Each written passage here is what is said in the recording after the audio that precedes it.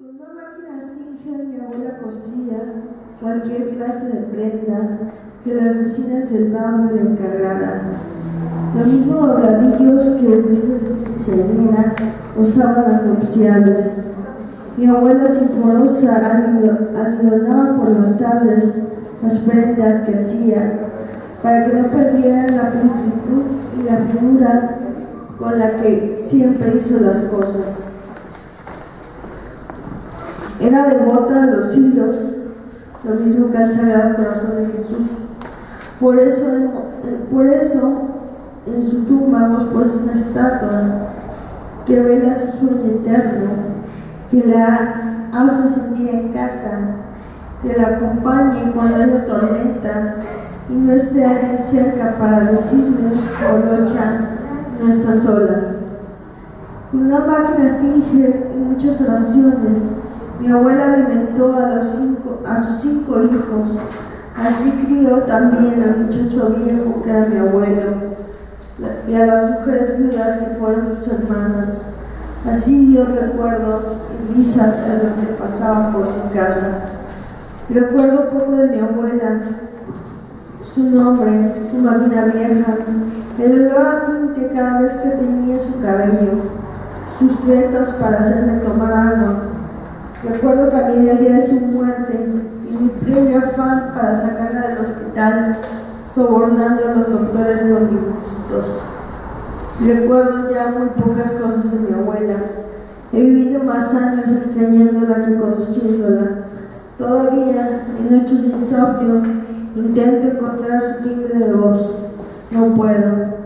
¿Acaso sé que para vivir cosía en una máquina vieja y que era la mejor mujer que pisó la tierra? Cuando mi abuela murió, el mundo de todas se detuvo. Las cosas empezaron a pasar como en cámara lenta. La casa poco a poco fue llenándose de parientes y vaciándose de muebles, como en una mudanza, porque así es la muerte en la provincia. Algo que mueve, algo que por 9, quizá 11 días, nos transforma en copal, besos y varias docenas de sillas blancas. La muerte es algo que nos muda a un tiempo que solo entiende de flores blancas, de aves marías, camposantos. Cuando murió mi abuela, su ausencia se volvió presencia de todas. Llegaron sus hermanas a disponer la comida y el café que se servirían durante el novenario. Que no se dijera que esas mujeres no sabían cocinar, que no se dijera que no sabían enterrar a sus muertos, y si algo dominaban bien mis tías, eran los novenarios. Era su arte hacer de la muerte un ritual ordenado y generoso. Como en una fiesta, aquel velorio se hizo un banquete. No faltó el mole verde con tamales y el atole de galleta, los tacos de canasta, las charopitas de chilapa, las torrejas. No faltaron las sanderas, lirios y una cruz de tierra.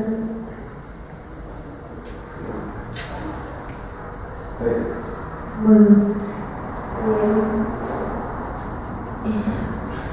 el siguiente poema, que es el último, se titula El amor no crece en tierra muerta. Mi tía Benny se ha vuelto a ropar el pelo con una consigna de vida. Me dice, a sus 74 años, hablando de tajo, el pelo que creció después de las quimioterapias, con una constancia de haber sobrevivido al cáncer, me dice, esto es lo más honesto que he hecho. Mi tía sigue cumpliendo años y yo sigo telefoneando cada 13 de febrero para felicitarla, para celebrar su valentía, lo que el cáncer no puede hacer en contra de los frutos de la perseverancia. Madre de 3 hijos, abuela de 6 nietos, ha sido viuda por más de 50 años. No quiso volverse a casar. ¿Para qué? Si el amor no vuelve a ser el mismo, ¿para qué?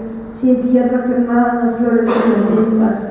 A sus 27 años, 3 disparos bastaron para sepultar el amor, pero no el amor para siempre, no el amor por sus hijos. Las balas no sepultaron la risa o el baile, así como el cáncer no pudo sepultar su perseverancia. 3 disparos, o quizás 6, la arrancaron de placeritos, la llevaron de vuelta a Iguala, a casa de su hermana, con sus 3 chiquitos huérfanos de padre. Ahí estuvo Polocha, cuidando que los chamaquitos no estuvieran solos, mientras la tía Benigna se iba a trabajar, mientras la tía Benigna cuidaba que el luto no saliera por los rincones. Lloraba bajito, para que nadie notara que la viudez es un estado del alma, un dolor que crece debajo de las costillas, un dolor a solas en medio de la adogada, la almohada vacía del otro lado, los zapatos empolvándose en el closet, un sombrero deteniendo los años. En la casa de mi tía hay una foto de su esposo muerto, siempre con una flor, siempre mirando a la sala con los ojos grandes. Joven como entonces, en el retrato el amor se sostiene en un pequeño marco. El amor es una foto en blanco y negro, y muchos otros retratos de familia mirando a la tía, acompañándola por las tardes, todos sus hijos, todos sus nietos sonriendo. La casa de mi tía está habitada por fotografías, lo mismo que un museo, los retratos de sus nietos recién nacidos, la foto en traje de baño de su hija Bella, desfilando en una pasarela, los viajes a San Diego, un par de insignias de Federal de Caminos, una medalla al mérito por 30 años de servicio. En la casa de mi tía, como en un museo, el amor es la pieza principal. Gracias.